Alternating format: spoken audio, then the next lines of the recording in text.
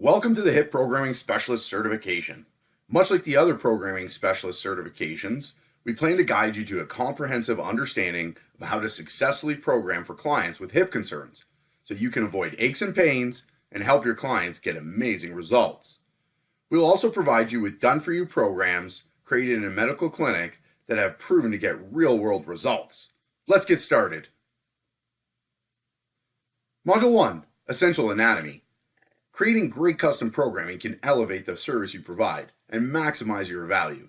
But before we get into programming, we'll start by ensuring you have a good understanding of the anatomy of the hip complex. So why is it important to program for the hip? Clients can present with many unique concerns.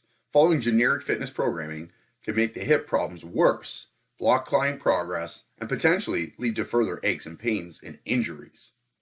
The hips are the center of the body, and any misalignment in the hips will lead to compensations all the way up and down. The hip is the central part of the body and has many muscles acting on it. This increases the risk of problems if dysfunction is present. The hip can be tied to many knee and back issues when not in prime anatomical position. Even healthy hips will need to be bulletproof if physical demands on them are increased, as it is with fitness goals.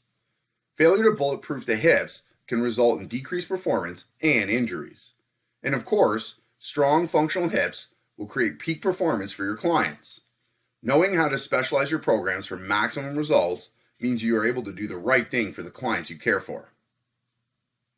In order to program effectively, there is some important anatomy you'll need to know. Let's take a look.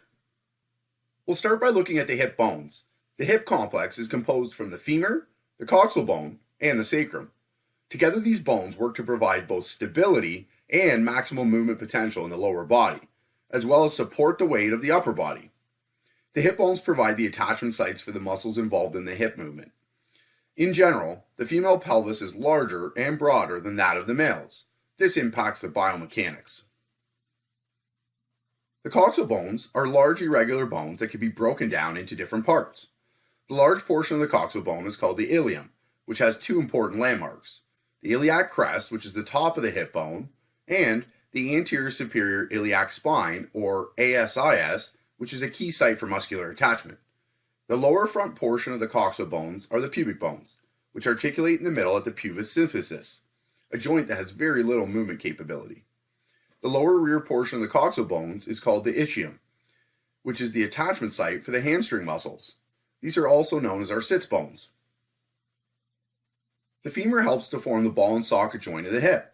The head of the femur fits into the acetabellum of the coxal bone. The femoral head can get jammed up in the socket, causing impingement. The ligaments and muscles that surround this joint, when functioning well, prevent this from happening. The neck of the femur can impact biomechanics as well.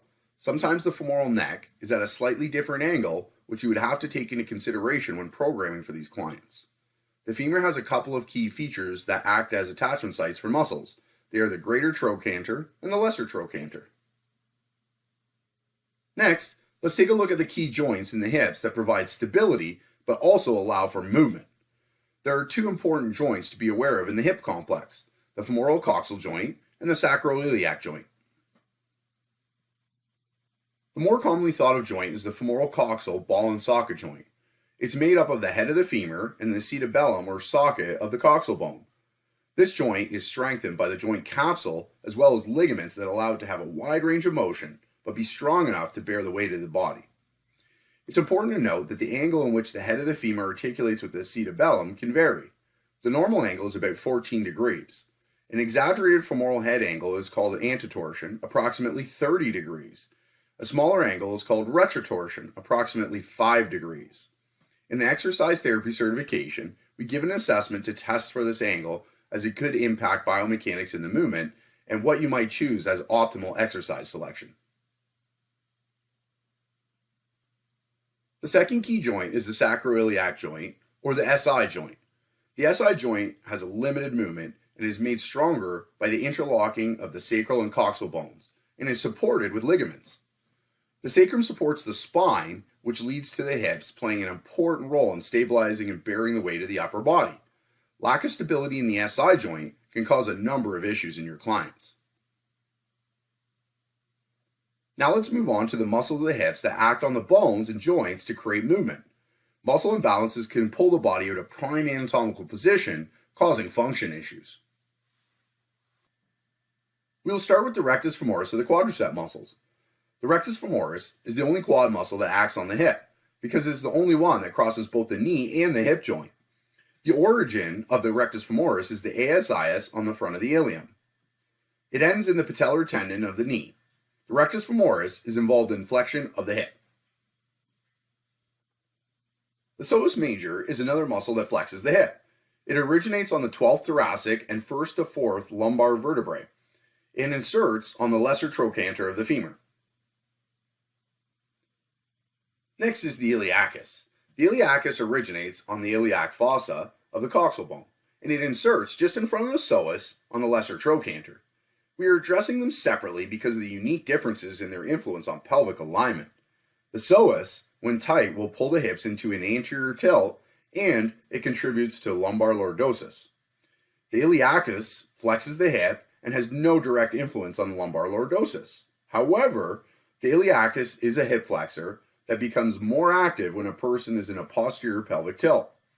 For these reasons, overactivity of the iliacus is believed to be a contributing factor when someone has an excessive posterior pelvic tilt. In these cases, it would be more harmonious to alignment and to function to have a greater share of the hip flexor contribution coming from the psoas. So although these muscles are both flexors of the hip, it is important to understand how they impact pelvic alignment when you are prescribing your exercises. The sartorius is the longest muscle in the body and is known as a synergist muscle because its action is weak, only assisting in movements. It originates on the ASIS and inserts on the front medial border of the tibia. It assists in flexing the hip, but also in abducting and laterally rotating the thigh, like when you cross one ankle over the other knee in sitting. The adductors are a group of muscles that function to adduct the thigh. The adductors include the adductor brevis, longus, and magnus. They all originate on the pubic bone and insert on the medial femur. The muscles known as the glutes are the gluteus minimus, medius, and maximus. The gluteus minimus originates on the outer surface of the ilium and inserts on the greater trochanter of the femur. The glute minimus rotates the thigh laterally, abducts the thigh, and is the primary internal rotator of the hip. The gluteus medius also originates on the outer surface of the ilium, closer to the iliac crest, and inserts on the greater trochanter of the femur. The medius is the primary abductor of the thigh, and it assists in extension and lateral rotation of the hip. The gluteus maximus is a stabilizer muscle as it ensures stability of the acetofemoral joint, especially when standing on one leg. It tenses the fascia lata and iliotibial band to stabilize the femur on the tibia. It also assists in lateral rotation of the thigh. The gluteus maximus originates on the ilium, lumbar fascia, and sacrum, and it inserts on the iliotibial tract and gluteal tuberosity. The piriformis muscle lies under the glutes and acts to help abduct and laterally rotate the thigh. An example would be when you are standing and you lift your leg out to the side while rotating the leg to point your foot away from you. The piriformis originates on the sacrum and inserts on the greater trochanter of the femur. You may have heard of piriformis syndrome. This is when the sciatic nerve gets trapped under a tight piriformis muscle and can cause pain and numbness. The contractile portion of the tensor fascia lata, or TFL, is seen here in dark red. It originates at the ASIS and inserts on the iliotibial tract. It functions to tense the fascia lata that tightens or tenses the iliotibial band. When this muscle is short or tight, it can cause hip dysfunction. A common trend used in therapy and training is to foam roll the IT band in order to resolve associated symptoms, collectively referred to as IT band syndrome. From a basic understanding of anatomy, it's easy to see how this may not be the best approach, as the IT band itself is very fibrous and less likely to respond to rolling. Furthermore, the pain and discomfort is likely to put your clients into sympathetic overdrive and potentially elevate the stress hormones, which can block healing and recovery. A more effective approach would be focus on the density of the tensor fascia lata muscle, as it's a contractile tissue and it's very responsive to rolling, percussion, massage, and stretching. By relaxing the tensor fascia lata, you can relax the associated excess tension in the IT band. Clinical experience has shown this to be a much more logical and much more effective approach. The iliotibial band, or IT band, originates in the fascia lata of the gluteus maximus and the tensor fascia lata, and it inserts on the lateral condyle of the tibia. The IT band is more a fibrous tissue than a contractile muscle. It assists in extension, abducting, and laterally rotating the thigh, but also plays an important role in stabilizing the leg. The hamstrings are a group of three muscles that are the primary extensors of the hip. The three muscles are the biceps femoris, the semitendinosus, and the semimembranosus. They all originate at the ischial tuberosity. The bicep femoris inserts on the lateral head of the fibula. The semitendinosus inserts at the medial surface of the tibia, and the semimembranosus inserts at the medial tibial condyle. The quadratus lumborum, or QLs, are muscles in the low back that start from the bottom of the ribs and end at the iliac crest of the coxal bones. Because these muscles are used in sitting, standing, and walking, they can become tightened or even cause pain. The quadratus lumborum does a lot of lateral stabilization. When the lateral hip stabilizers aren't working properly, it's common to find excess tension in the QLs as a byproduct of its overactivity to compensate for compromised lateral stability below. This can be a common yet overlooked cause for problems related to the QLs. The thoracolumbar fascia is a triangle-shaped portion of connective tissue at the bottom of the lats. It connects the latissimus dorsi to the hips at the iliac crest, iliotibial ligament, and the sacrum. It also attaches both the thoracic and lumbar spine. It is layered and separates the deep erector spinae muscles from the more surface muscles. The main function of the thoracolumbar fascia is stabilization and load transfer from the upper to the lower body. The rectus abdominis is a vertical muscle that are known as the abs. The right and left sides are separated down the middle by the linea alba. It impacts the pelvis because it originates on the pubic bones and inserts on the sternum and costal cartilage of rib 5 to 7. Its action is to pull the rib cage down toward the pelvis, or in a non-standing position such as lying supine or hanging, it can pull the pelvic bones upward. Because of this, the rectus abdominis can impact the posture of the hips. The external obliques are a thin layer of muscle that pull the rib cage down and compress the abdominal cavity, increasing intra-abdominal pressure. It also facilitates side bending on the same side and rotation of the opposite side. They originate on ribs 5 to 12 and insert on the xiphoid process, linea alba of the rectus abdominis, iliac crest, and ASIS. The internal obliques run perpendicular to the external obliques. The origin is on the iliac crest and thoracolumbar fascia, and the insertion on the linea alba, pubis, and ribs 10 to 12.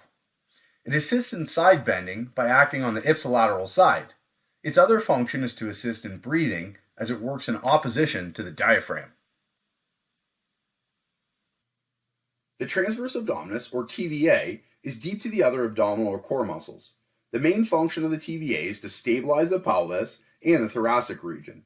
Its origin is the iliac crest, thoracolumbar fascia, and costal cartilages of ribs 7 to 12. The insertion of the TVA is the xiphoid process, linea alba, and pubic crest. It's the muscle that pulls the abdominals in when creating a core brace. When you contract the TVA effectively, you allow the muscles in the extremities to be recruited efficiently. In summary, the transverse abdominis creates a corset-like support around the deeper midsection. It's a beneficial muscle to focus on in low back rehab because it helps generate hoop tension to support and stabilize the spine. It can definitely be confusing to figure out how all these core muscles fit together. So we've provided this cross-sectional image to show you exactly how they all work together to effectively stabilize the core. If one of the muscles is not able to do its job, it can create an imbalance, a compensation, or a lack of stability that can impact the body both up and downstream. Think of it this way. Imagine crushing an empty water bottle in your hands. Think of the effort that it takes. Now, compare that to crushing an empty water bottle when it already has a dent in it. You're likely to realize that it's much easier to crush a bottle if it has a compromise to its structural integrity. This is how you should think about the core. We want to create stiffness and stability throughout the entire cylinder. One dysfunctional or compromised area can greatly compromise the resilience of the entire structure. Let's review. It's very common to come across clients that suffer from hip pain or dysfunction. Because the body is all connected, dysfunction at the hip can cause problems at the spine and problems at the knee joint below. It's important to understand the bones, joints, and muscles of the hip in order to effectively program for them. When not in balance, the hip joint can be pulled out of prime anatomical position, which leads to dysfunction, pain, and injuries.